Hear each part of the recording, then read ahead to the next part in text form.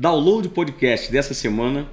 Tenho o prazer de receber aqui para a nossa entrevista um grande amigo, um profissional de primeira categoria e que realiza um ofício que na realidade é um pouco raro, né? Eu tenho o prazer aqui de estar ao meu lado, Arthur Trindade, técnico e afinador de pianos. E aí, Arthur, como é que você está? Tudo bem? Tudo bem, cara? Boa tarde. Obrigado pelo convite. Pô, eu que agradeço, cara. Tá legal. É uma emoção, assim, enorme poder, né, contar aqui com a sua presença. Né? Na realidade, aqui nós estamos, dessa vez, no modo itinerante. Ah, legal. Né? E o Arthur nos recebeu aqui no ateliê dele, né, de piano. E a gente vai conversar hoje, né, sobre todas essas questões que envolvem, né, essa magia, né, da parte mecânica do piano, que é um organismo vivo, né, Arthur? Isso. Conta aí pra gente como é que é essa questão, né, do piano. E seguindo a pergunta, como é que você começou, né, nisso daí, nesse ofício? Então,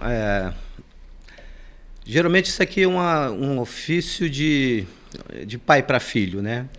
Eu tive a felicidade de conhecer uma pessoa que foi um pai para mim. Há 3 décadas atrás, eu fui ordenança de um comandante, na época que eu servi quartel, e essa pessoa do céu era um afinador de piano. Nossa, que legal.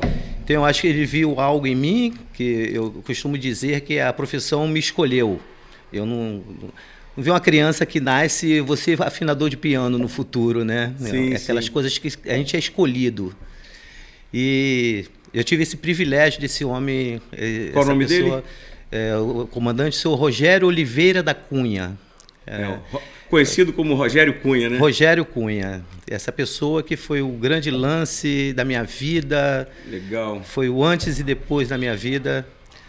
E me escolheu, dar continuidade ao ofício. E eu digo brincando que eu fui picado pelo vírus. E daí a paixão, nasceu tudo, e não me vejo mais fora disso. Então eu tenho certeza que a minha né? vida vai ser isso até o fim, como todos os afinadores. Sim. Esse próprio comandante trabalhou até o penúltimo dia da vida dele, estava comigo, presente comigo. Então eu acho que também, para mim, eu quero isso para minha vida também. Porque é uma profissão, né, o Arthur, que ela passa de pai para filho. Isso. Né? Uma profissão, inclusive, né, contar aqui para os nossos telespectadores que ela está praticamente em extinção, não é verdade? Verdade. Fala um pouco sobre isso, Arthur. Então, os números, podemos ir por aí. A defasagem hoje de um profissional afinador de pianos são a escala de 5.000 pianos por afinador, mundialmente. Nossa. E aqui Rio de Janeiro não foge a isso. Nós somos, em média, 12 afinadores de piano, e botando 1% da população tenha piano, que eu tenho certeza que é mais. A 1% que tenha piano são 6 milhões de habitantes, uma capital, segunda maior capital do Brasil. Então, são 60.000 pianos. Para 12 afinadores, bate certinho essa contagem de 5.000 pianos por afinador. Nossa. E me diz uma coisa, não existe uma escola assim formal, né? Um curso assim técnico, efetivo, que o aluno ele vai chegar, ele vai se matricular, ele vai fazer uma prova, né? Como é que é isso daí? Não. O mais perto que nós temos é na Argentina. O curso mais perto, que eu sei que é muito difícil para alguém sair daqui e ficar 1 ano sem ter renda, só para estudar. Então, a última fábrica aqui no Brasil que nós tivemos que deu esse curso foi a Essenfelder, no Paraná. No Paraná. E ela fechou em 1996, com 105 anos de existência. E a partir de 96, já alguns tempo antes, ela já não dava aula, já não estava mais formando técnico, né? Então, não tenho. Mais perto, hoje que tem aula, cursos na Argentina. Eu tive o privilégio de acompanhar junto com um afinador americano, e nós fizemos 2 cursos, formamos 2 cursos em Minas Gerais. Intensivo? Curso intensivo, foi 2 módulos intensivo. Foi aonde em Minas? Primeiro Um em Barbacena e um em Belo Horizonte, no Instituto de Belas Artes, e Barbacena foi no Instituto do Bituca, do Milton Nascimento. Milton Nascimento, né? Então, ali formamos 2 turmas de pelo menos umas 10 pessoas, turmas pequenas, então total 20, e temos aí 8 pelo menos vivendo do piano. Profissional mesmo, do piano, que deram continuidade. Nossa. E é uma profissão, né, Arthur, eu queria que você também comentasse aqui pra gente, é uma profissão que o camarada ele tem que estudar mesmo, ele tem que ser meticuloso, né? Ele, assim, não é só o fato de você chegar e aprender na teoria, né? Além da teoria, a prática, né? Como todas as outras profissões, mas a prática, efetivamente, na questão de afinador, ela conta muito, né? Sim. Porque tem muita gente que afina, né, o piano de forma assim técnica, né? E não necessariamente obedece todos aqueles parâmetros, né? Conta isso aí pra gente. Então, essa falta de conhecimento de alguém para ensinar mesmo essa dificuldade, aparece umas novidades aí, mas que eu tento reciclar aqui ainda na minha oficina. Eu tenho um prazer de ensinar, eu vi com esse dom também de ensinar. E é uma profissão como qualquer outra a longo prazo. Não é um imediatismo, não é uma internet copia e cola. Então tem que ter um tempo de amadurecimento, uma formação que eu gosto de levar pelo caminho de desmontar, conhecer peça, saber repor. E você vai andando na profissão. O segundo passo é botar essas peças de volta, montar, regular bem o piano. Perfeitamente. Que é uma complexidade muito grande. O mecanismo de piano possui 5.000 peças. Mesmo repetitivas, mas são 5.000 peças. Então, a última fase da profissão é o afinador, que também envolve pelo menos umas 10 profissões dentro da reforma do piano. Sim, sim. Então, eu tenho muita procura, a pessoa me pede para afinar piano, me ensina a afinar, mas não é... É onde que eu vejo que muitas pessoas correm. É um processo cirúrgico, praticamente, né? Exato, exato. Né? E eu acho que o simples pressionar de uma tecla, né, de uma nota ao piano, né, muita gente às vezes não percebe isso, mas estão sendo ali naquele momento envolvido mais de 5.000 peças. Isso aí, uma complexidade grande, uma coisa muito pequena, uma mola que saia dessa nota que você tocou, um feltro que faltou pequenininho, faz a falta e não toca ou faz barulho. Então aí você tem que ter essa coisa de se tino para saber onde está. Para isso tem que... Ouvido apurado, né? Para ir com os problemas técnicos, essa experiência de oficina, de aprender. E o ouvido já vai na parte de som, da afinação do piano. Perfeitamente. Eu queria que você comentasse aqui para a gente, Arthur, que além dessa questão técnica, né, de estudar, da pessoa se dedicar, ele tem que ter um ouvido já... Conta isso aí pra gente. Sim, o afinador. A gente pulou, nós pulamos 2 andares, né? Cheguei no afinador. Ele precisa de umas habilidades, lógico, uma pessoa completamente leiga. E uma coisa muito importante que tem que estar ligado uma outra é a paixão, o amor, a música. Sim. Tem isso também no currículo, entendeu? Não é só aprender por aprender. Então, os requisitos é esse. Lógico que ninguém arruma uma esposa já está apaixonada no primeiro dia, mas tem que ter essa paixão, entendeu? Então, precisa disso, essa experiência de trabalho. E para daí adiante nós vamos na parte de música. Então que o profissional, né, o estudante, o futuro profissional, ele vai se envolvendo, né, aos poucos, vai criando assim um amor pelo aquele ofício, exato, né? Eu uso até um termo que é a minha cachaça. Tem que virar cachaça, tem que virar um vício. Eu tenho umas coisas assim que se saio para passear, não posso levar mala de ferramentas.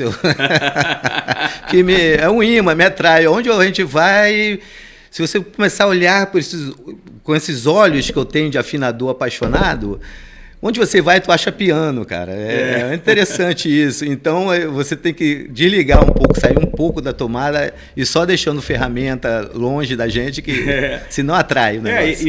E o Rio de Janeiro já foi a capital dos pianos, né? Capital do piano. Já tivemos aqui algumas fábricas de piano. No Brasil chegou a ter 14 fábricas de piano. E 14 fábricas, e nenhuma dessas fábricas chegou a 1.000 pianos anuais de fabricar. Hoje está entrando a China aí com 7.000 fábricas de piano. Nossa, pouca gente sabe disso, fabricando mais de 100.000 pianos anuais. E não tá vindo afinador, gente. Tem mais piano do que afinador. Muito mais. Mais piano que afinador. Pode botar essa média de 5.000 pianos por afinador. Agora, foi bom você tocar aí nessa questão da fábrica, né, da China. Eu queria que você comentasse aqui pra gente a questão assim também da madeira, né? A madeira, ela importa muito na construção assim do piano, ela ajuda a segurar a afinação, né? A cravelha, ela tem que ser uma cravelha, né? Conta isso pra gente. É um conjunto de muita coisa para dar o diferenciado, é um conjunto. Madeira, os chineses já não tem mais uma madeira maciça, são MDF. Mas eu lhe digo que, pela experiência que eu estou vendo, melhorou muito a qualidade desses pianos. Foi um upgrade para nós, os técnicos, os afinadores, quem reforma. Tem que agradecer também a China a isso, pelo incrível que pareça. E os pianos que estão vindo tem de qualidade também. Está segurando a afinação. Está segurando a afinação, sonoridade. Tem muitos pianos bons aí no mercado, que os chineses. Você acha então que essa distância ela está se encurtando, né? Entre os instrumentos, né, que eram fabricados há décadas atrás, numa madeira, né, mais especial, e agora desse outro tipo de madeira, essa distância assim, antigamente era muito melhor a madeira, mas então você acha que não tá ficando a desejar? Isso? Não. O que eu vejo aqui, até arrisco a dizer que teria orgulho algumas fabricantes chineses de ser feito por mim, se eu fizesse esse piano. Chegou a um ponto de eu teria orgulho de chegar nessa arte final deles. Legal. Então você evoluindo bastante. Evoluiu muito os pianos. Lógico que aquelas fábricas de ponta que todos conhecem, a Standard, a Bosendorff, agora o Facioli, no italiano, são fora da curva, todo mundo sabe disso. A Standard imperou 200 anos aí como a melhor do mundo. Esse tem um diferenciado mesmo, mas em grande escala, como tinha muito na Inglaterra, pianos franceses, pianos americanos, eu acho que os chineses estão bem perto. Nossa, que bacana isso, hein, Arthur? É bom que essa rotatividade também de pianos e marcas, né? Ela vai abrindo um leque de possibilidades, né, para o público, né, para ele poder escolher. Eu quero comprar um piano assim, assim, assado. E outro detalhe, eu acho que o valor ele fica um pouquinho acessível, né? Fica mais acessível. Porque antigamente, né?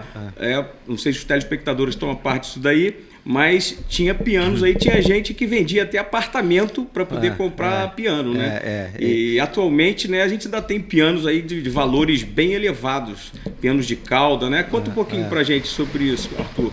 Então, esses pianos de ponta, que está chamando de primeiro naipe, chega fácil no Brasil a custar R$1 milhão.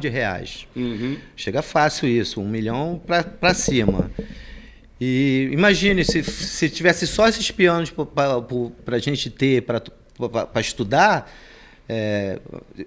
seria muito desmotivador para uma faculdade, para os professores. Com certeza. Então, acho que é aí que parece até que eu estou... Né? Impraticável, entendeu? Então, um instrumento é como um carro de ponta e o popular, que a pessoa consegue comprar mais fácil. Então, foi bom, e precisou isso no mercado. Essa mudança, os chineses entrar, foi bom para o mercado, entendeu? E está aí, as faculdades estão cheias de alunos. Eu afino em algumas faculdades de música no Rio de Janeiro. Quais as faculdades você afina? O FRJ, a Unirio, principalmente. Eu gosto muito desse ambiente. A Unirio hoje, eu fico feliz de ver cheio. A Unirio está cheio de alunos novos, gerações novas. Isso é muito bacana, pô, legal, né? sabe? Isso é muito legal. E eu escuto muito isso, quem está fora do mercado, perguntas como assim, que piano acabou, ainda existe piano, agora é só teclado, ainda tem aluno de piano, tem um estereótipo que falam também que, pô, é só rico que tem piano, pô, não é nada disso, gente, a realidade é outra. Entendeu? As faculdades estão cheias, eu afino muito lugar, comunidades pobres no Rio de Janeiro, entendeu? Eu vou em Rocinha, eu vou em Vidigal, eu vou em subúrbio, cultura está em qualquer lugar. Com certeza. Você está comentando essa questão aí do estereótipo, né, também do piano. Eu lembro que há algumas décadas atrás, né, você ia comentar assim com uma pessoa, estou pensando em fazer faculdade de música, faculdade de piano, né? Aí tinha umas pessoas mais desinformadas, né? Que às vezes chegavam e falavam assim, ué, mas existe faculdade de piano? Né? Porque hoje em dia é tudo muito mais fácil, na questão assim da internet, né? Ter acesso à informação, né? A gente está, o mundo assim globalizado, a informação ela chega muito mais rápido, né, para todo mundo. De maneira que, seguindo a pergunta, eu gostaria que você comentasse agora para a gente, o Arthur, voltando na questão da afinação, quando você faz uma afinação, né, quanto tempo depois você, efetivamente, o afinador ele tem que retornar, né, o proprietário do piano, ele tem que contactar o afinador, geralmente de quanto em quanto tempo, isso daí varia, como é que é? Fala um pouco para a gente. Isso é bem relativo. Então, nosso público começa do estudante, do professor, depois seu naipe sobe para os pianistas profissionais, depois você começa a entrar em estúdios de gravação e, por final, salas de concerto. Essa é a escala que vem. Então, para cada um desses, existe um tempo de espera. Para um aluno... Porque ali, a afinação do piano ali, quando o piano está afinado na altura certa, na afinação certa, absoluta, a gente tem ali de tensão quase 20 toneladas de tensão de corda. 20 mil quilos. Uma corda afinada chega a 100 quilos de tensão. Então, é como, imagine 100 quilos, eu dou esse exemplo, segurar 2 sacos de cimento, pendurar 2 sacos de cimento. A gente está falando de uma corda, 100 quilos. E essa corda não vai estar estacionada ali um ano de forma alguma, né? É física, atenção. Quantas cordas tem o piano? 250 cordas. 250 cordas. Isso aí somado dá essas 20 toneladas. Então, concluindo a sua pergunta, o aluno a gente pode esperar mais um tempo, que ele não tem essa cobrança. Aí começa a ver, o professor do aluno, já temos que ter um espaço menor para afinar. Sim. E vão seguindo. As escolas, as universidades, um prazo, eu diria, pelo menos 2 vezes ao ano. Estúdio de gravação, cada pianista quer o seu piano afinado. Sim, eu posso afinar hoje, à tarde vem outro pianista tocar, eu preciso repassar aquela afinação, porque tem aquela tensão toda. E a condição climática também? Condição climática é importante você falar isso. Instrumento, qualidade do instrumento, vem tudo. Porque a gente está num estado, num país tropical. Rio de Janeiro bate fácil aqui no verão, 40 graus fácil. Exato. Imagina um apartamento fechado 40 graus, aí o cara chega à noite, o cliente, bate um ar-condicionado 17 graus. Então tem esse choque. Altera, né? Altera. A madeira tem essa mudança. Aí tem essas alterações, tudo influencia. Uma mudança de lugar, entendeu? O clima, isso vai afetar, o estado, afeta a afinação. Então, eu aconselho um particular 2 vezes ao ano fazer uma afinação de piano. Agora, salas de concerto, estúdios, o pianista não quer a afinação do outro. Reiteradas vezes, né? Não dá. Reiteradas vezes, né? Arthur, então quer dizer, essa questão então do valor assim, do instrumento, ela também está atrelada, né, à questão assim, da madeira que é utilizada, como a gente já conversou anteriormente, e todos os outros componentes. Né? Quanto mais assim for a qualidade dos componentes, da matéria-prima que está sendo utilizada, isso aí vai contribuir também para segurar mais a afinação. Claro, não é verdade? claro. Conta aí para gente sobre Perfeito, isso. certinho. As grandes fábricas, até eu esclarecer isso, as fábricas de ponta, porque como vamos falar da Stanley, né? Um exemplo. Geralmente quando as pessoas pedem uma reforma para mim, e me pedem um exemplo, querem um martelo Stanley, eu quero que seja reformado com um martelo Stanley, a qualidade do Stanley. Então essas grandes marcas chegaram a esse ponto porque elas têm um fornecedor, fábricas exclusivas. Como a Stanley não tem um martelo Stanley, ela tem um fabricante de piano, um fabricante de martelos de primeira, de qualidade, que fornece a ela. Exclusivo. Então, como isso, a Cravelha... Então é o martelo da Steinway. Não, Steinway. É o martelo da Renner. É da Renner. É a Renner. Hoje no mercado é a Renner, que aí muda a qualidade de tudo. Que em vez de ser um feltro, é lã, tem uma dupla forração. Então, essas coisas diferenciam. Às vezes a fábrica não tem. A fábrica às vezes não tem a fundição, a cravelha que você falou. Então tem um fornecedor de cravelha especial para ela. Eles terceirizam. Terceiriza para primeiro naipe, de primeiro naipe. Sim. Então isso que vai diferenciando o preço. Qualidade de corda. Hoje no mercado temos uma corda alemã, Roslau, que é o primeiro naipe, que em quase todos os pianos mundialmente é colocado. Roslau, alemã. Aí vem outra em seguida. Então eu tenho certeza que talvez o chinês não coloque o Roslau, mas também de qualidade, porque pode encarecer essas coisas todas, entendeu? Então é um conjunto de muitas coisas. Sim, é legal a gente estar conversando sobre isso, porque tem muitos dos nossos telespectadores que às vezes, né, não tem assim, não conseguem compreender de fato por que às vezes um piano custa 80 mil, 90 mil, e tem piano que custa 300, 400 mil, ou até mais de 1 milhão, como a gente comentou aqui agora. Arthur, aproveitando aqui todo esse nosso papo aqui que está sensacional, né? Nós estamos aqui do Download Podcast, né? No modo itinerante. Estamos aqui num templo aqui que é uma maravilha, o templo aqui de pianos, que é a oficina, um ateliê de pianos aqui do Arthur Trindade, afinador e técnico em pianos, né? Um grande amigo que aceitou, né, participar do nosso podcast essa semana. Aqui na mesa a gente tem algumas ferramentas e alguns mecanismos aqui que eu gostaria que você comentasse para a gente, né, explicasse aqui efetivamente aqui para nossos telespectadores também. Vou pegar esse aqui. Esse aqui é o que, Arthur? Vamos lá. Peraí.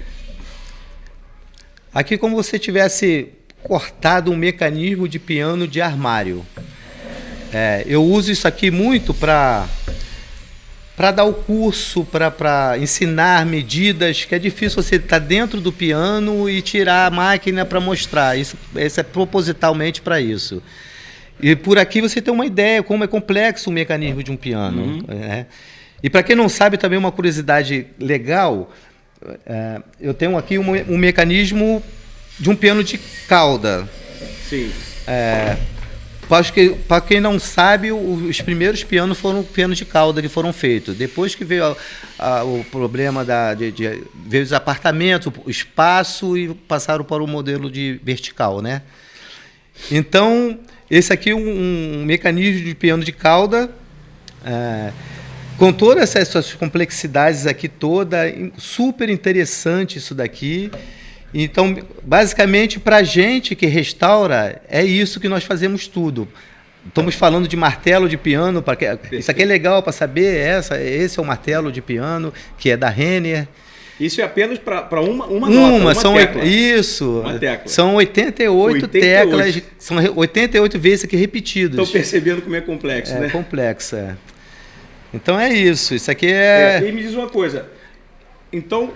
Quando o músico ele pressiona, né, a tecla, o martelo ele vai lá e ele golpeia. Ataca, né? A corda. Ataca a corda. Aqui, porque quem veio antes do piano foi o cravo, né? Uhum.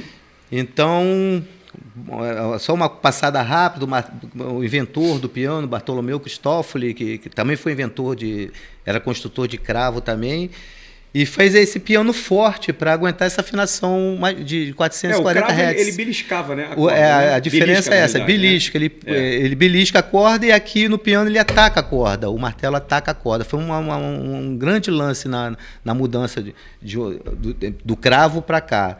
Então ele ataca uma corda que depende do modelo do piano, se estende, chega até 2,90 metros, um maior que tem de corda. Uma corda de 2,90 metros, os pianos de concerto, né? Mas tem vários modelos aí, mas o fundamento é todo esse aqui.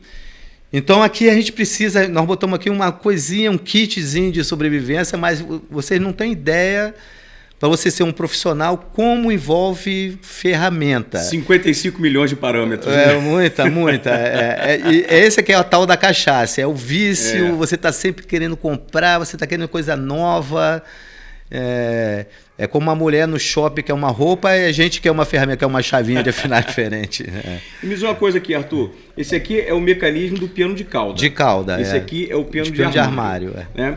Só para a gente especificar mais, né, para os nossos telespectadores, o seguinte, a diferença principal, né, do piano de cauda para o piano de armário, né, além dessa questão assim, do tamanho, o que é? Pressão na sonoridade. Comenta isso aí para a gente, por favor. Então, a razão que as pessoas falam que existe uma diferença grande de preço, de valores para um piano de cauda, para um de armário. Seguindo sempre isso, que é um conjunto de coisas que deixa ele mais caro, mas o fundamento maior da qualidade de resposta, de funcionamento de um instrumento, o piano de cauda trabalha por gravidade. E tudo que você aciona aqui cai por gravidade, você repete sempre por gravidade. Existem molas que não precisam para fazer essa queda. Perfeito. E no piano de armário precisa disso, o retorno. Você ataca a corda, precisa de molas para trazer de volta. Isso aí foi um lance muito diferenciado. No cauda você bate e cai por gravidade. E aqui a gente precisa de mola. Então uma mola dessa mal feita, fora dos números, que não tem uma experiência... Vai alterar. Vai alterar pra caramba. Nós temos essa proporção aqui de mudança no piano de 5 vezes a proporção do teclado com o mecanismo. Tudo que você faz aqui no teclado altera 5 vezes. Peso... todas as medidas. Então, se você... eu ponho o que eu errar de 1 grama, eu vou errar em 5 gramas final. Como é que é grande? Em 88 vezes? Nossa. Então, esse que precisa... Tem que ter muita meticulosidade, né? Exato. Muita meticulosidade. Você tem que ter... Hoje eu cheguei, depois de 3 décadas, eu tenho... essa coisa de ter o instrumento na mão, eu sei à frente. Você pergunta uma coisa, eu sei à frente por que isso está errado. Já detecta já o sintoma, né? À frente, exato. Eu brinco que às vezes até já consertei por telefone, né? Não, quase como médico, né? Quando o médico vai ver os sintomas, não sei, é uma virose. Eu tenho essa relação de médico, o afinador técnico como médico. Porque você vê que é parecido. Primeiro, as pessoas querem uma indicação, se não confia, não adianta você ir lá, você tem que ter. E como dizer, a fidelidade. Fidelidade. Eu tenho cliente de 30 anos, porque eu já estou na geração de filho. Eu já tendo filhos dos pianistas, sabe? E assim, essa fidelidade do técnico afinador como médico. Nossa, você não confia. Acontece muito, Barata. Acontece muito de você estar muito atarefado, muito agendado. Já chega uma fase que não dá para atender todos e eu quero passar para colega, né? Eu digo, olha, eu vou te mandar um colega igualzinho a médico. Aí não, eu te espero 1 mês, 2 meses. É legal. Nossa, eu fico felizão com isso. Nossa, me dá maior orgulho disso. A confiança, me dá maior orgulho credibilidade, disso, né? Me dá isso muito orgulho importante. disso. Agora é o seguinte, eu gostaria que você pudesse aqui comentar um pouco aqui também das ferramentas que a gente tem aqui, né? Aqui, isso aqui é o quê? Uma chave de afinação? Eu peguei bem o básico, Se vocês... Dá para explicar uma de cada vez aí se vocês nosso público. Rodar depois a oficina, essa é a nossa ferramenta principal, uma chave de afinar, né? para afinar as cravelhas, que entra aqui, com outras bocas. Isso aqui não é um tamanho padrão, né? Não, isso daqui essa é uma chave profissional. Entendi. Que você alonga, você tira as bocas, bota números, porque tem 6 medidas de cravelhas diferentes. Cada cravelha, então, tem uma boca tamanho. boa. Entendi. Então, essa é uma chave profissional que você tem essa possibilidade de tirar as bocas. Mas existem várias... Por isso vai de X a 10X o preço. Perfeitamente. Aqui é o nosso diapasão manual. Com 440, 440 Hz. O que é isso, 440 Hz? A gente faz o atrito no garfo, com garfo, e a nota bate 440 vezes no segundo e sai. É muito rápido. 440 vezes. Nossa. E existe também de todas as notas, mas nossa referência é sempre esse aqui, é o Lá 3, do piano. Lá 3.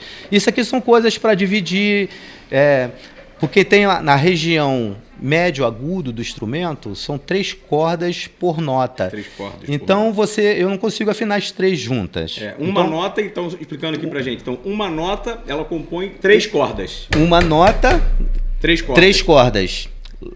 Do médio agudo. Depois, você indo para o grave, tem notas com 2 cordas e depois com 1 corda. Então, eu preciso isolar, eu tenho que ter uma de cada vez, eu tenho que escolher uma e afinar. Então, que a afinação são um batimento de ondas. A corda tem uma onda que eu quero colocar na mesma onda. Vibrando, né? Vibrando.